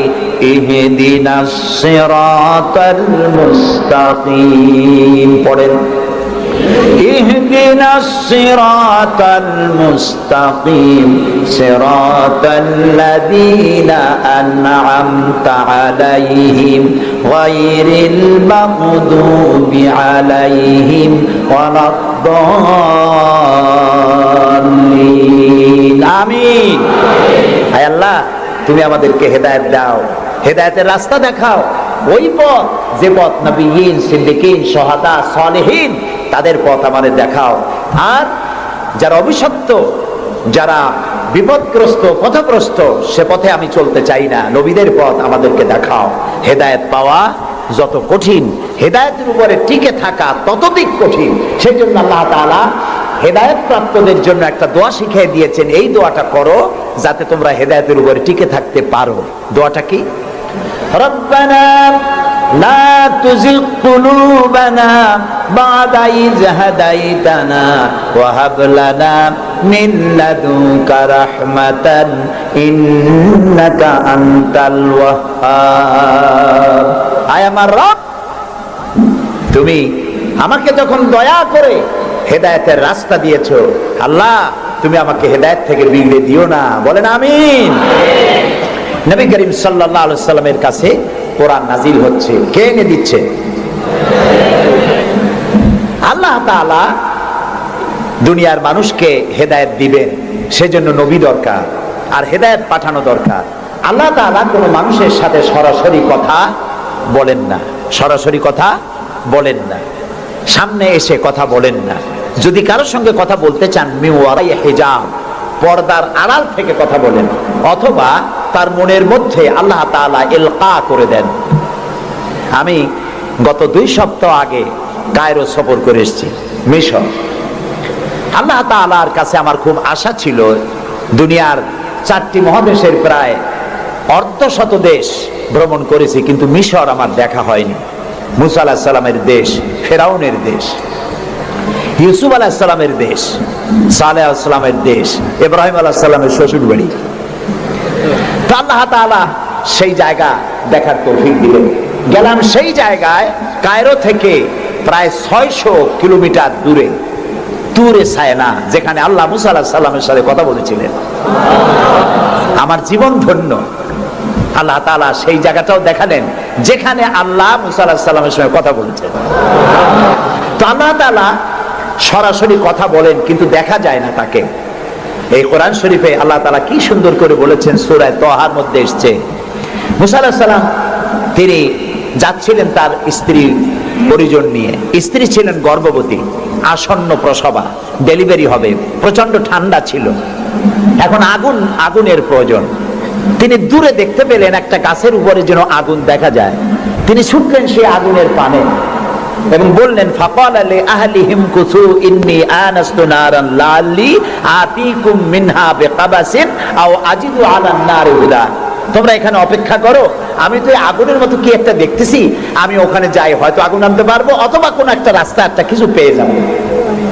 ফালাম্মা আতাহা নুদিয়া ইয়া মূসা ইন্নী আনা রাব্বুক ফাখলা নালাইক ইন্নাকা বিল ওয়াদিল মুকাদ্দাসি তুয়া।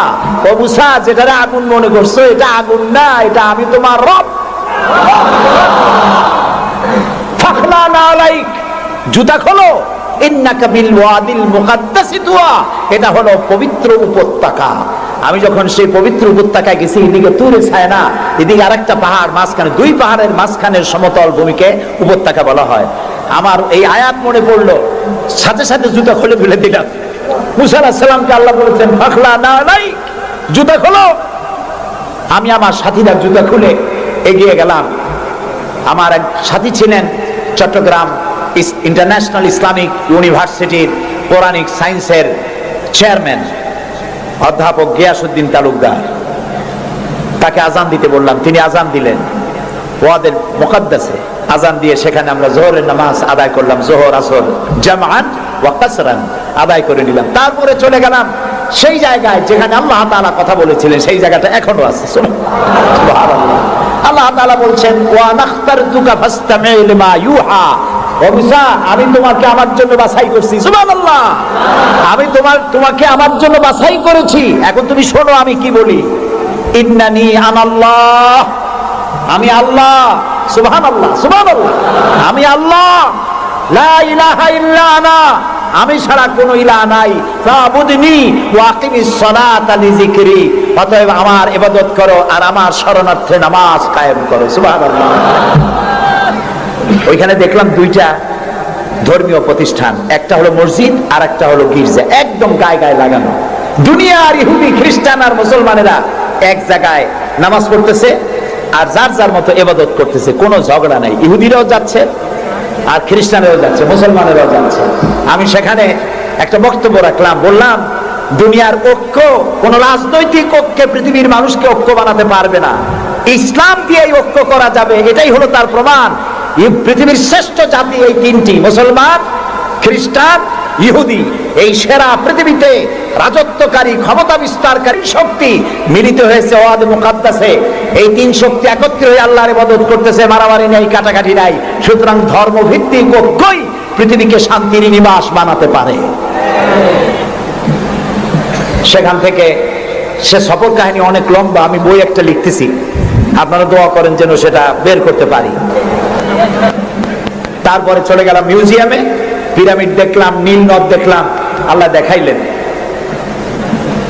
আমি যখন মিউজিয়ামে ঢুকেছি তখন আমাদের 70 পাউন্ড, মিশরীয় পাউন্ড, 70 পাউন্ড, 40 পাউন্ড টিকিট পারিট। যখন ভিতরে ঢুকলাম তখন শয়তানকে দেখার জন্য আরো অতিরিক্ত 80 পাউন্ড দেওয়া লাগবে। তা আমি চিন্তা করলাম যে পয়সা খরচ করা অপচয় হবে না, কারণ আল্লাহ তাআলা বলেছেন কুল সিরু ফিল আরদ ফানজুরু কাইফা কানা আকিবাতুল মুকাজ্জিবিন। আল্লাহ তাআলা বলেছেন আমার জমিন ভ্রমণ করো আর মহাসত্যের অস্বীকারীদের কি পরিণতি করেছি তা দেখো আর তার দ্বারা শিক্ষা গ্রহণ করো। কাজে আল্লাহ দেখতে কইছে, শয়তান দেখা দরকার। ভিতরে ঢুকে দেখলাম গ্লাসের বক্স, সেখানে মিস্টার ফিরাউন চিতই শুয়ে আছে। হায় আল্লাহ, আল্লাহ শুটকি বানাই থুইছে, কাপড় দিয়ে জড়ানো, পাও দুটো বাইর করা, হাত দুটো বাইর করা, ঘাটটা এত বড় লম্বা, এরকম চিকুন, কল্লাটা আছে, একটা দাঁত আছে মুখে, হাতে পায়ে কিছু নখও আছে, মাথায় কিছু চুলও আছে। হাজার হাজার বছর আগে মুসা আলাইহিস সালামকে যখন তালায় নিয়ে গেল লোহিত সাগরের কিনারায় মুসা আলাইহিস সালাম বসেছিলেন তার উম্মতদের নিয়ে। ফেরাউন 3 দিক থেকে আক্রমণ করলো। এই কোরআন বর্ণনা, এটা কি কোরআন? আল্লাহ তাআলা বলছেন ও নবী, তুমি তো তখন সেখানে উপস্থিত ছিলে না যখন ফেরাউন তার দলবল নিয়ে মুসা আলাইহিস সালামকে তাড়া করেছিল সেই তুরে সায়নায়, তুমি উপস্থিত ছিলে না। আমি ওহী দিয়া, কোরআন দিয়া তোমাকে ইতিহাস জানাইছি। সুবহানাল্লাহ। সেই লোহিত সাগরের পারে গেলাম যেখানে তাকে ঘিরে ফেলানো হয়েছিল। মুসা আলাইহিস সালাম এবং তার সাথীরা বললেন ইয়া মুসা ইন্না লামুদরাকুন, হে মুসা আমরা তো পাকড়াও হয়ে গেলাম, সারাশি আক্রমণ করা হয়েছে, আমাদেরকে পালাবার কোনো জায়গা নাই। মুসা আলাইহিস সালাম আল্লাহর পয়গম্বর। কার নবী? আল্লাহর পয়গম্বর। মুসা আলাইহিস সালাম বললেন কাল্লা রব্বি সায়াহদিন, ভয় পাইও না, অবশ্যই আল্লাহ তাআলা আমাদেরকে পথ বের করে দেবেন। 3 দিকে কি শত্রু, 3 দিকে কি, আরেক দিকে কি নদী না সাগর। আপনারা মনে করছেন নীলগড়িয়ে পার হয়েছে বুঝি মুসার তারা খায়া? সাগর, লোহিত সাগর, রেড সি, তিন দিকে শত্রু, একদিকে সাগর, পালাবার রাস্তা আছে? আল্লাহর পয়গম্বর বলছেন কোনো ভয় নাই, অবশ্যই রব্বি সাইয়াহদিন, অবশ্যই আল্লাহ আমাদের পথ বের করে দেবেন। আল্লাহ তাআলা খুশি হয়ে গেলেন, সুবহানাল্লাহ। আল্লাহ এটাই চান, আল্লাহ এটাই চান। বাপে করে কি? বাপে মায় ছোট্ট বাচ্চা দাঁড়ায় তো পড়ে যায়, ওঠে তো পড়ে, এইরকমের অবস্থায় টেবিলের পাশে খাড়া করে দেয়, দূরের থেকে হাত পাতে। বাপের ইচ্ছা কি যে লাভ দুগার দাঁত ভাঙু? না, ওর সাহস দেওয়ার জন্য, ওর সাহস হোক সেই জন্য টেবিলের কোনায় দাঁড় করে দূরের থেকে হাত পাতে। যেটা সাহসী সে জাম করে পড়ে বাপের কোলে। আল্লাহ তাআলা বিপদের প্রান্তে দাঁড় করিয়েছেন, বিপদের বর্ডারে দাঁড় করাইয়া সাহস পরীক্ষা করছেন। সুবহানাল্লাহ। মুসা আলাইহিস সালাম সাহসের পরীক্ষায় পাশ করেছেন। আল্লাহ তাআলা হুকুম করলেন, তোমার আশা দিয়ে বাড়ি মারো, আঘাত দাও। আল্লাহ তাআলা সমুদ্রকে ভাগ করে দিলেন। সুবহানাল্লাহ। সমুদ্র ভাগ হয়ে গেল। এগুলি গল্প কি? কোরআন। কোরআন। সাগর ফেটে গেল। মুসা আলাইহিস সালাম আর তার দলবল নিয়ে সাগরের মাঝখানে চলে গেছেন। ফেরাউন তার দলবল নিয়ে এসে দেখে, বাহ, এ তো ভালোই, রয়্যাল রোড। ও মনে করছে ওর বাজানের তৈরি করা রাস্তা। ওর সমস্ত সেনাবাহিনী নিয়ে নেমে পড়েছে। যেই না সাগরের মাঝখানে আসছে, মুসা আলাইহিস সালাম তার দলবল নিয়ে উপার চলে গেছেন। আল্লাহ হুকুম করলেন, যিনি হুকুম করেছিলেন সাগর ফেটে যা, মুসার জন্য রাস্তা বানায় দে, সেই আল্লাহ বললেন সাগর রাস্তা বন্ধ করে দে। রাস্তা বন্ধ হয়ে গেল। এখন ফেরাউন আর তার দলবল পানিতে চুপনি খাইতে খাইতে সাথের লোকেরা সব শেষ। এখন ফেরাউন একা সমুদ্রের ঢেউতে ডুবে আর ওঠে, পানি খেতে খেতে পেটটা পুলকা মাছের মতো মোটা হয়ে গেছে। দেখে যে জান আর থেকে না, নাক দিয়েও পানি পড়ে, কান দিয়েও পানি পড়ে। এখন বলছে আমান্তু, না না না, হাফেজ নাই? হ্যাঁ, আমানাত বিহি বানু ইসরাইল, ঈমান আনলাম সেই আল্লাহর উপরে যে আল্লাহর উপরে ঈমান আনছে বনি ইসরাইলেরা, তার উপর ঈমান আনলাম। আল্লাহ তাআলা বললেন আল আন, এখন ওয়াকাদ আসাইতা কাবলু ওয়া কুনতা মিনাল মুফসিদিন। ও বলল আনা মিনাল মুসলিমিন। আল্লাহ, আমি তো কলেমা পড়লাম আর তো মুসলমান হইলাম, এখনো যুবক কেন? আল্লাহ কয় এখন ওয়াকাদ আসাইতা কাবলু, এর আগে তুমি আমার সাথে বিরোধিতা করেছো, বিদ্রোহ করেছো, আমার মানুষের উপর অত্যাচার করেছো, ওয়া কুনতা মিনাল মুফসিদিন, আর তুমি হচ্ছ সন্ত্রাসীর একজন বড় সন্ত্রাসী, বিপর্যয় সৃষ্টিকারী। শোনো ফেরাউন, আজকে আমি তোমারে শুধু মারবই না, আমি তোমাকে মৃত্যু দেব, আর তোমার আলিয়াউমা নুনাজ্জিকা বিবাদানিক, আমি তোমার শরীরকে হেফাজত করব। তোমার শরীর পানিতে পচবে না, পোকা মাকড়ে, জলচর প্রাণী, স্থলচর প্রাণী কেউ খাবে না, মাটিতেও তুই পচবি না, তোরে শুটকি বানায় রাখবো কিয়ামত পর্যন্ত। সেই আল্লাহ আছে না নাই? আছে না নাই? ওই আল্লাহ তাআলা মুশেরে শুটকি বানাইতে পারবে না? সুবহানাল্লাহ বলো। আল্লাহর সাথে যারা নাফরমানি করবে, আর এই নাফরমানদেরকে যারা কলম দিয়া লিখে, বক্তৃতা করে, রাজনীতি দিয়া যারা আল্লাহর নাফরমানদেরকে সাহায্য করবে, নমরুদের মতো, ফেরাউনের মতো আল্লাহ চুবাইয়া দুনিয়া থেকে জুতা মেরে বিদায় করে দেবে। আল্লাহ রাব্বুল আলামিন বলেন ওয়ালাকাদ ইয়াসসারনাল কুরআনা লিযিকরি ফাহাল মিন মুদ্দাকির। আল্লাহ তাআলা বলেন কোরআনকে মুখস্থ করার জন্য আমি বান্দার কাছে, মানুষের কাছে বোঝার জন্য আর মুখস্থ করার জন্য আমি আল্লাহ সহজ করে দিয়েছি। আল্লাহ যদি সহজ না করতেন, এই কোরআন আমরা মুখস্থ করতে পারতাম না। নবী করিম সাল্লাল্লাহু আলাইহি ওয়াসাল্লাম এই কোরআন দিয়ে মদিনায় ইসলামী রাষ্ট্র কায়েম করলেন। সুবহানাল্লাহ বলেন। আমি কোরআন শরীফ তাবিজ লেখার জন্য আসে নাই। যারা তাবিজ লেখেন, আমি বিনয়ের সাথে তাদেরকে এই কথাটা বলবো, আপনারা কোরআন দিয়া তাবিজ লিখা ইসলামের কোনো উপকার করেন নাই, ক্ষতি করছেন। আমি একটু ব্যাখ্যা দিয়ে বলি, তাহলে বুঝতে সুবিধা হবে। তাবিজ দিয়া লেখা কি ক্ষতিটা করলেন? ক্ষতি করছেন এই, সাধারণ মুসলমানেরা আপনাদের কাছে, হুজুরদের কাছে মামলা মোকদ্দমার বিষয় জানার জন্য আসে না, সংঘর্ষ বেঁধেছে মীমাংসা হবে কেমন এজন্য আসে না, স্কুল কলেজ মাদ্রাসা অথবা অন্য কিছু তৈরি করবে ইত্যাদির জন্য আপনার কাছে জানতে আসে না।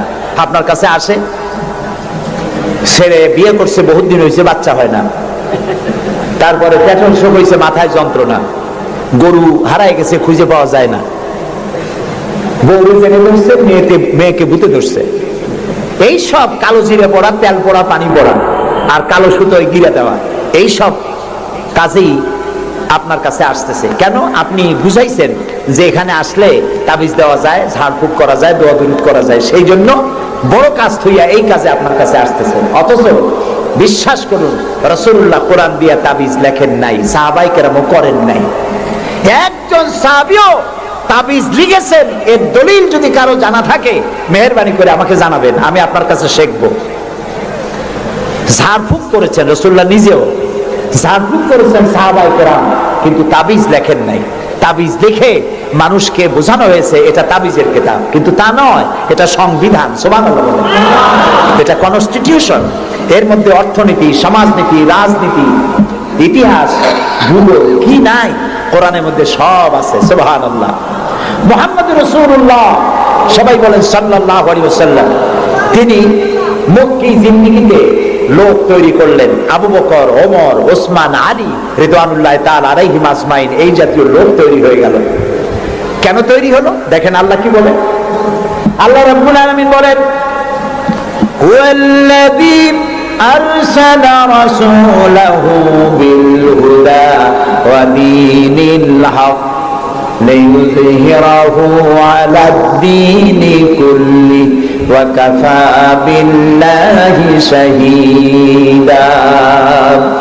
আমি আমার রাসূলকে প্রেরণ করেছি পৃথিবীতে, তিনি আল্লাহ যিনি তার রাসূলকে পৃথিবীতে প্রেরণ করেছেন এই জন্য দ্বীনে হক আর সত্যের বিধান সহকারে পাঠিয়েছেন, যাতে করে পৃথিবীর মানব গোষ্ঠীর উপরে আল্লাহর আইনকে তিনি বিজয়ী করে দিতে পারেন। পৃথিবীতে কার আইন চালু হবে? বলেন সবে জোরে, আল্লাহর আইন। আল্লাহর আইন যতদিন ছিল শান্তিও ততদিন ছিল। নবী করিম সাল্লাল্লাহু আলাইহি ওয়াসাল্লাম মদিনায় গেলেন, মদিনায় গিয়ে তিনি কি হয়েছিলেন কোন তো? রাষ্ট্রপ্রধান। বলেন না কি হলেন? রাষ্ট্রপ্রধান, প্রেসিডেন্ট হলেন, রাষ্ট্রপতি হলেন। তার সংবিধান কি ছিল? কোরআন। এটা আইনের কিতাব। আপনি পড়ে দেখেন। আমি অনুরোধ করব, সাংবাদিক হন, সাহিত্যিক হন, কবি হন আর ঔপন্যাসিক হন, রাজনীতিবিদ হন আর ব্যবসায়ী হন, যে কোনো ব্যক্তি হন, কোরআন তারে বুঝুন। কোরআন তাবিজের কিতাব নয়। চুরি করলে, ডাকাতি করলে, জেনা করলে, ব্যভিচার করলে কি শাস্তি হবে, জুডিশিয়াল ল, ফৌজদারি দণ্ডবিধি কোরআনে আছে না নাই? এই যে সন্ত্রাস ছড়িয়ে পড়ছে সারা পৃথিবী, এই সন্ত্রাসীদের শাস্তি কি হওয়া উচিত তা কি কোরআনে আছে? আছে। সূরা মায়েদার মধ্যে আল্লাহ পরিষ্কার করে সন্ত্রাসীদের শাস্তি কি হবে তা এর মধ্যে পরিষ্কার করে বলে দিয়েছেন। আপনি আমি মরে গেলে পরে আপনার আমার পরিত্যক্ত সম্পত্তি কে কতটুকুন পাবে তা ভাগ করে কোরআনে বলা আছে? বলা আছে। এমন কোন জিনিস নাই যা কোরআনে কারীমের মধ্যে আল্লাহ তাআলা স্পষ্ট করে ঘোষণা করেন নাই। আল্লাহ বলেছেন তিবিয়ানান লিকুল্লি শাই, সব কিছুকে খুলে খুলে আমি কোরআনের মধ্যে বলে দিয়েছি। বলেন সুবহানাল্লাহ। প্রিয় ভাই সব, কোরআন যেই মানবে, আজকে নিশ্চয়ই হিন্দু ভাইরাও আসছে, আছে। আমরা মাহফিলে হিন্দু ভাইদেরকেও স্বাগত জানাই। কেন জানাই জানেন? কোরআন শরীফ শুধু মুসলমানদের জন্য নয়। আল্লাহ কি শুধু মুসলমানদের? বলেন আপনারা, আল্লাহ শুধু মুসলমানদের? আল্লাহ হচ্ছেন রব্বুল আলামিন, সকলের আল্লাহ। তো যিনি সকলের আল্লাহ, তার কোরআন হবে কি শুধু মুসলমানদের? কোরআন শরীফের শুরুতেই এর মাঝে আল্লাহ বলে দিয়েছেন হুদাল লিন্নাস, হুদাল লিন্নাস, হাদা বায়ানুল লিন্নাস। এটা গোটা বিশ্বের সমগ্র মানব মণ্ডলীর জন্য হেদায়েতের গ্রন্থ কোরআন। এই জন্য আমি যখন ইউরোপ আমেরিকায় যখন বক্তৃতা করি, তখন ইউরোপ আমেরিকায় বক্তব্য শোনার জন্য মাল্টি ন্যাশনাল পিপল আমার সামনে থাকে। খ্রিস্টান থাকে, ইহুদি থাকে, মুসলমান থাকে, হিন্দু থাকে। আমি আমার আলোচনায় বলি, আপনাদের মুসলমান হওয়ার দরকার নাই, কারণ আমার যে মুসলমান আছে তাই আমি সামলাইতে পারতেছি না। মুসলমান হওয়ার দরকার নেই, শুধুমাত্র কোরআনের বিধান মানেন, কোরআনের আইনটা যদি মানেন আপনারা শান্তি পাবেন। মুসলমান হওয়ার দরকার নাই, কোরআনের আইন মানেন, শান্তি পাবেন। কয় কিরকম? আমি বলি দেখেন, সুদ, সুদ হালাল না হারাম? এই সুদ দিয়ে মানুষ শোষিত হয় না উপকৃত হয়? শোষিত হয়। কারা শোষিত হয়? গরিবরা। কারা শোষিত হয়? গরিবেরা। দেখেন আল্লাহ যা বানায় শয়তান তার উল্টো একটা বানায়। আল্লাহ বানিয়েছেন জাকাত ভিত্তিক অর্থ ব্যবস্থা। জাকাত হলো ধনীদের কাছ থেকে নাও, গরিবদের দাও। আর সুদ হলো এর উল্টা, গরিবদের কাছ থেকে নাও, ধনীদের দাও। এটা হলো শয়তানের বানানো। এখন ব্যাংকের থেকে সুদ নেয় গরিবেরা, নিয়ে সার কিনলো, বীজ কিনলো, হালের বলদ কিনলো, জমিন চাষ করলো, ফসল বুনলো, কিন্তু অনাবৃষ্টি অতিবৃষ্টির কারণে ফসল হলো না। ব্যাংকের সুদ মাফ হবে? হবে না। সুদ চাপ সৃষ্টি করা হবে দেওয়ার জন্য।